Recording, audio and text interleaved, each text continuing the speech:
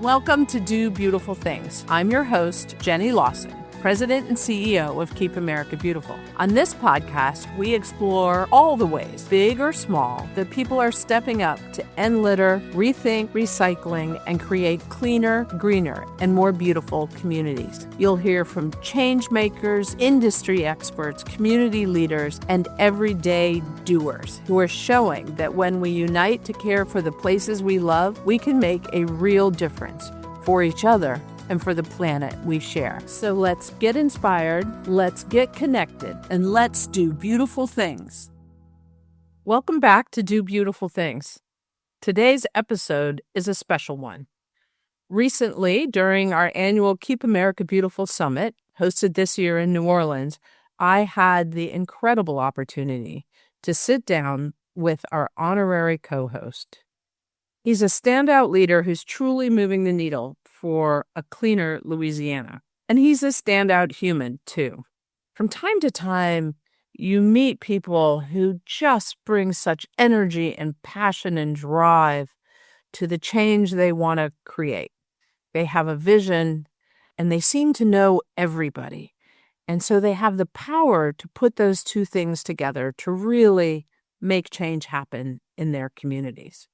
So whether he's leaving personal notes on trucks with unsecured loads or moving Keep Louisiana Beautiful into the Lieutenant Governor's own office to make it a top-tier priority, he is proving day after day that real change can start at the top. In today's conversation, we're going to talk about mobilizing the Cajun Navy for something different this time, to clean up bayous and lakes. The success of Loving the Boot, one of the primary programs of Keep Louisiana Beautiful. Innovative ways that are now enforcing litter laws through the mail and video cameras, and more. It's a masterclass in how passion and policy can transform a state. Please join me in welcoming Louisiana's Lieutenant Governor, Billy Nungesser, to Do Beautiful Things.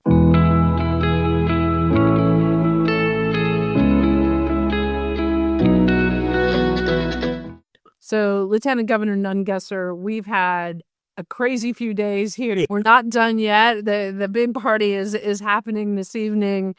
Thank you for your leadership and energy that has helped to make this summit for Keep America Beautiful our largest ever. What's the experience been like for you? It's incredible. It's uplifting to see so many people with so much love and passion for making a difference in their community.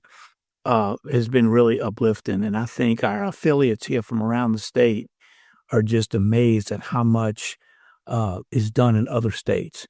And to be able to share that has just been, it's got me leaving here really excited about doing more. Yeah. Well, I agree, right? Like, it's just the energy and the passion and the sense of a movement that's starting to take shape across the country, right? That people are really starting to get engaged. And are there any moments particularly for you that have stood out this far? You know, when I left the last conference last year and we agreed to host, we came up with the idea, Love Your Waterways. Yeah. So after Love Your Boot Week, we're going to roll out Love Your Waterway Month. We got a lot of boaters. We are Sportsman's Paradise. And meeting with several of the people here, Tennessee, for instance, has a similar, I've gotten a lot of new great ideas that we never thought about, ferrying the trash back and forth to certain places, and just ways to engage with different groups to help with that cleanup. So it's going to help us as we embark on our first waterway cleanup in September. Just 2 pages of notes of things that we probably would have learned the hard way, that we'll be able to make sure it's a better cleanup because of the interaction with those other states. Yeah, I love that. Something we probably would have learned the hard way. I think that's really the power of convening and getting folks together. Is it shortcuts the hard way, right? So, like, you can take something that somebody's learned already and, put it into action in 2 months rather than 2 years, And I am so excited about your Love the Waterways initiative, right? Which is really engaging, from my understanding, sportsmen and folks who, you have a boat, you can be at the party on this one. Talk a little bit about that. Yeah, we have I tell people you can fish anywhere, you catch fish in Louisiana. We have the number one Bass Lake, one or two every year in Toledo Bend. We got great fishing inland, offshore, around the oil rigs in the Gulf. And it's a way of life here. You grow up fishing as a kid. So everybody, if you don't have a boat, your next door neighbor does. If you remember, after one of the floods, the Cajun Navy was started out of Louisiana. Thousands of people with their boats went out to rescue people. They're going to be a partner in this cleanup. So I'm hoping that we'll make a real impact, not only clean up our waterways, but it'll be inspiration for other states to do the same. Yeah. Well, and, our litter study, shows that there's as much litter and trash in our waterways as there is on land. And so anything that we can do, any innovation. So you're talking about that. And we heard earlier this morning from the Keep the Tennessee River Beautiful and the amazing work that they're doing. They've taken 1 million pounds of litter out of the Tennessee River, which is 1 million pounds of litter that's not flowing downstream to Louisiana, right? So I have this vision. I think the more I say it out loud, someone's going to take me up on the offer, right? Which is, can we envision a world where we're going to clean the litter from the Ohio River into the Tennessee, down to the Mississippi, all the way to the Gulf? Absolutely. I hope to engage with our mayors' conferences upriver to talk about that. And I think, just like I do at the Lieutenant Governor's Conference, engaging more leaders against litter to get them engaged. We've got the volunteers, the passionate people, and we need to get more public officials that can fund these projects and help bring more attention to them involved. And that's a great way to do it, and starting up that Mississippi River corridor. Yeah. So looking forward to, something we might do together in the future is, figure out how do we get all those partners to the table. So can you tell, I love this story, and I've heard you tell it before, like how did you get passionate about this topic? Well, when I was in private business, I attended a press event in New Orleans, and I'll never forget, before I was in politics, the Nissan president getting up, and everybody was sure he was going to announce that plant was going to New Orleans East. And he said, y'all have some challenges here in New Orleans, but the one thing I can't get out of my mind is there's trash everywhere. And I don't want my employees living in a community where you don't care enough about your community to clean it up. And I was like, wow. And every time for the next 40 years that I drove past that plant in Jackson, Mississippi, that reminded me of a big reason that plant didn't go in Louisiana was because of trash. And so years later, when I ran for parish president after Katrina, I cleaned up Plaquemines Parish and kept it clean. And now as lieutenant governor, I feel it's quality of life, it's tourism, it's economic development, and it's what we deserve to live in. And when you look at the studies, and you're the one that got me to do the study in Louisiana that proved kind of a wow factor, it shows that such a small percentage of people actually litter, and we pay the price for it. Yeah. And the price is real money. I've heard you a couple of times talk about how much it costs to keep it clean. We spent $100 million in Louisiana cleaning up. Imagine if we would spend that on education, healthcare, fixing our roads. So, yeah, we can, and that's why it's so important. The programs Susan and I have been working on for the schools, and I go speak in all the schools and encouraging kids, because if we can change that culture, which we're doing. We've got more kids than ever. I think last year we had 156 schools have programs doing Love the Boot Week to clean up. That's 10 times more than we've ever had. Yeah.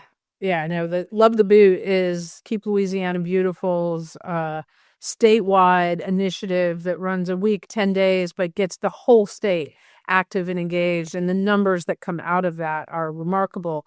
I want to talk a little bit about Keep Louisiana Beautiful as an entity, because you work to bring Keep Louisiana Beautiful into the office of the lieutenant governor, the functionality of that, like other states. And I've heard folks come up to me and say, oh, why can't we have that in our state? Right. Like, so why did you do that? Well, Susan did a great job.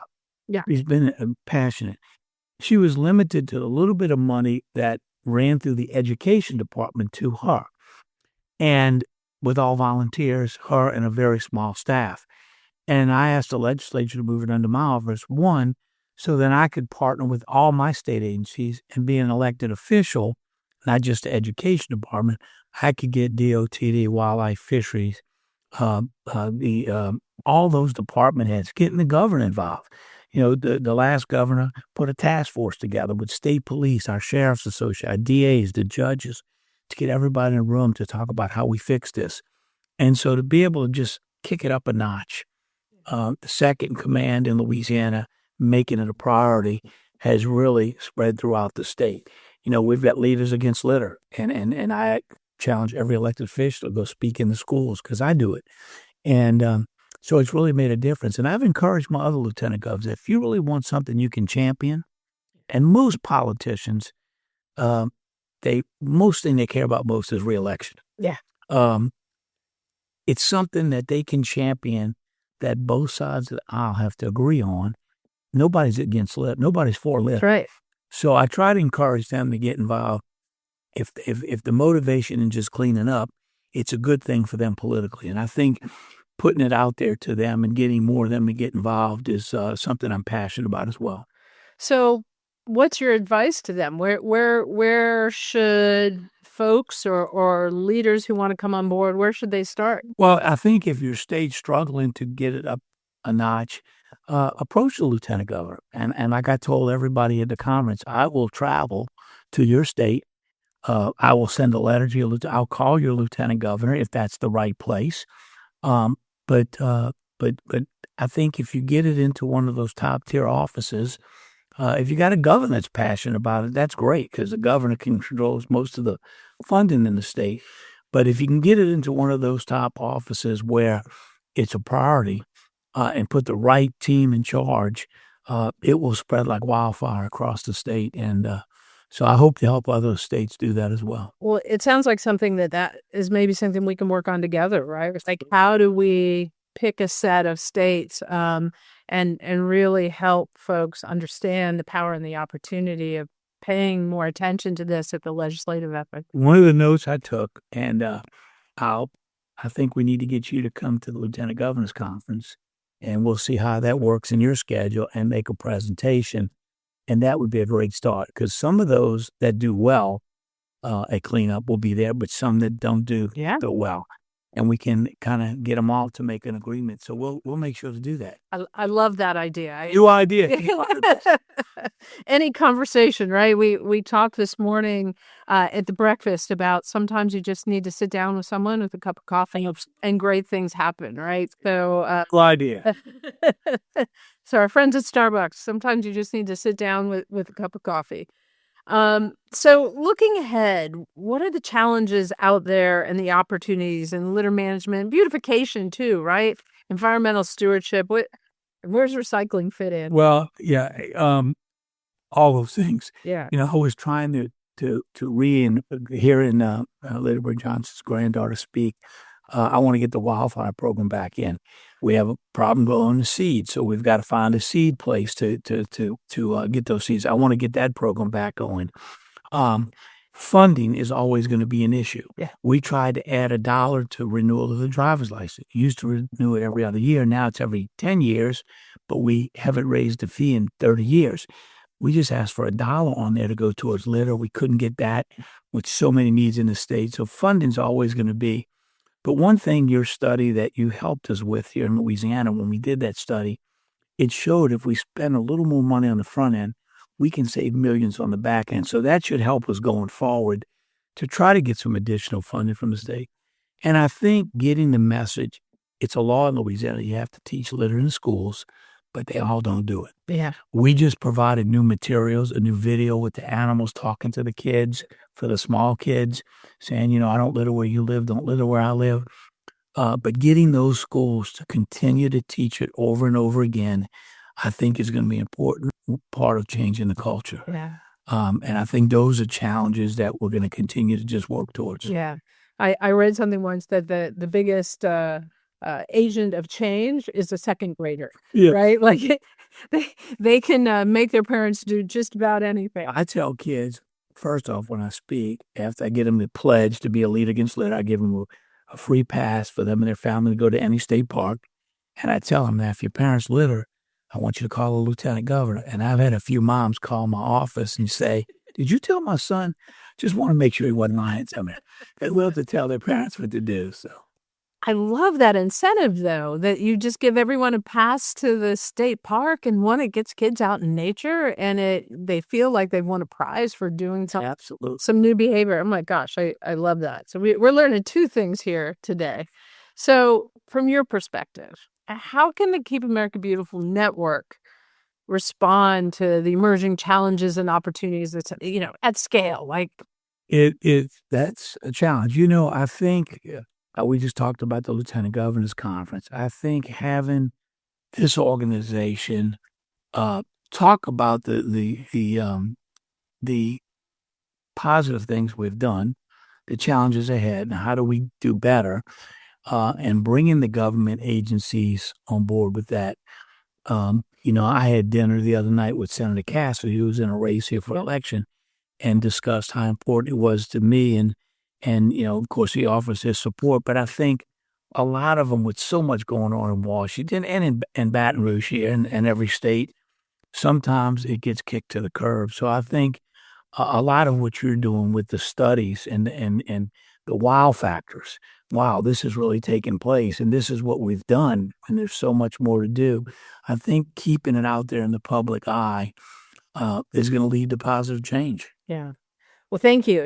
I think certainly from my vision, and we're in a year of strategic planning. So this idea that, this organization was founded to lead the dialogue around litter cleanup, right? Historically, we own the advertising that set the environmental movement on a roll. And, some of it ended up being problematic, but the message was valuable, right? Which is engaging people in that responsibility and care. And I think for us over the decades, it's still really true. And I agree with you. I think getting back into that leadership voice is important thing for us. And change it. Like, I'm going to go up to Arkansas. The Attorney General there wants to put some new laws in place. So I will copy him all the things we just passed. One of the ideas of getting local governments to put ordinances for building permits that you have to have garbage cans in the parking lot for so many parking spaces and empty them. Make that an ordinance. Make it a fine if they don't keep them. So I think those things that can be done with laws and ordinances that we can take and share with other states, and they share with us, will help us put some things in place that will, because we know if you got garbage cans around, you'll use them. And so I think sharing those ideas at this conference and throughout the year through your network has been invaluable. Yeah. Well, I think too, and back to you, that the muscle that some of the ordinances that you've been able to add really just sort of strengthen, right? Because there's the consumer littering, but then there's sort of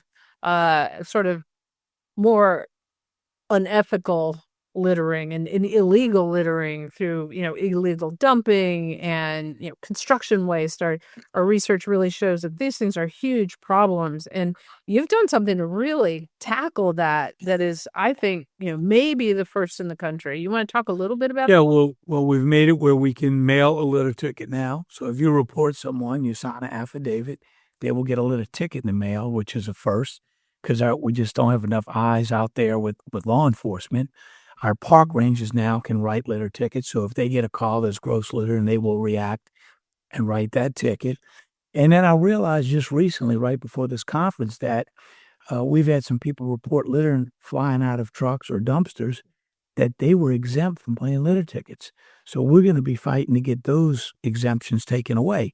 Because a lot of not all, but a lot of the corporations or independents don't cover those loads. Yeah. That's a big part of litter. Yeah. Covering your load is a huge, and even if it's an average citizen in their pickup truck, throwing those, bottles and cans in the back of your truck, that litter, I have driven down the highway in New York State, seeing that litter fly out the back of the pickup trucks. My wife, when we go to Walmart, I walk by and look at the back of a pickup, and if they have trash, I take one of my cards out and write a note.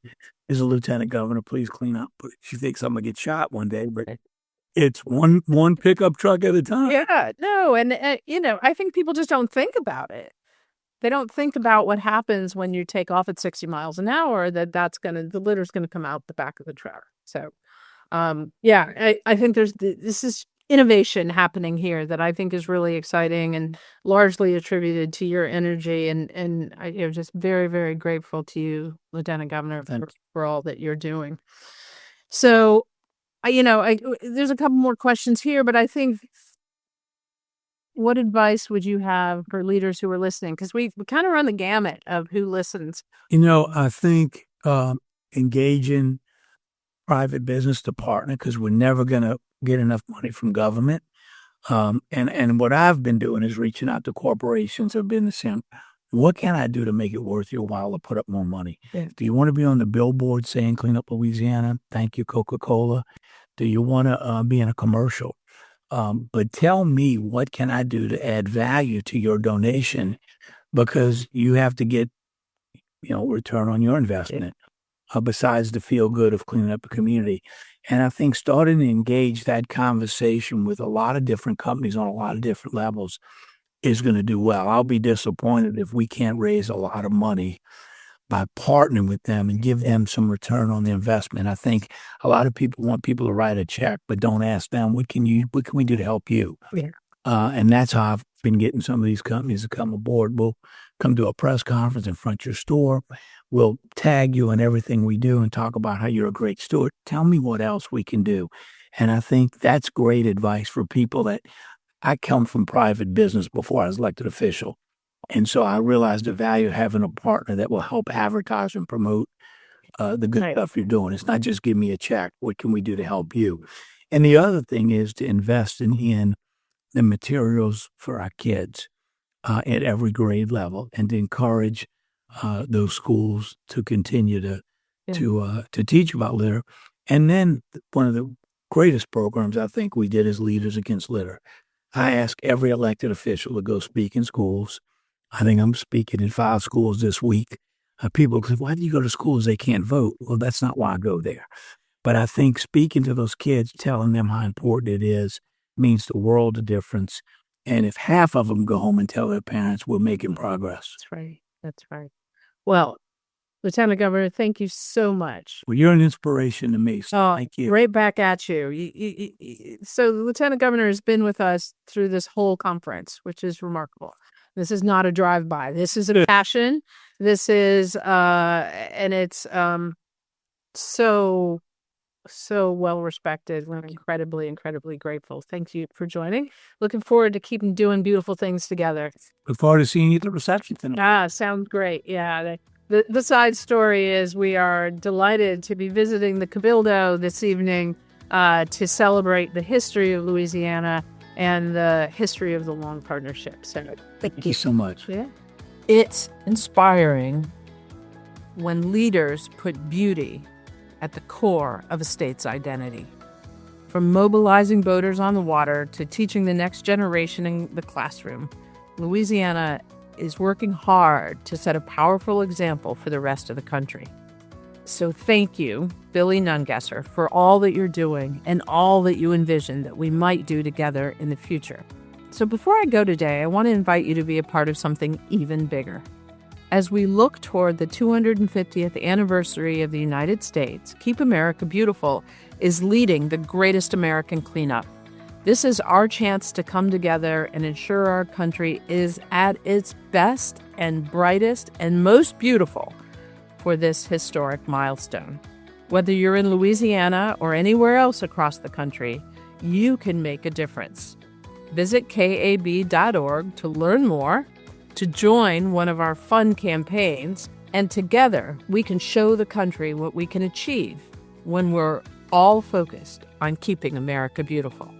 Thanks for listening, and as always, take care, stay inspired, and let's keep doing beautiful things together.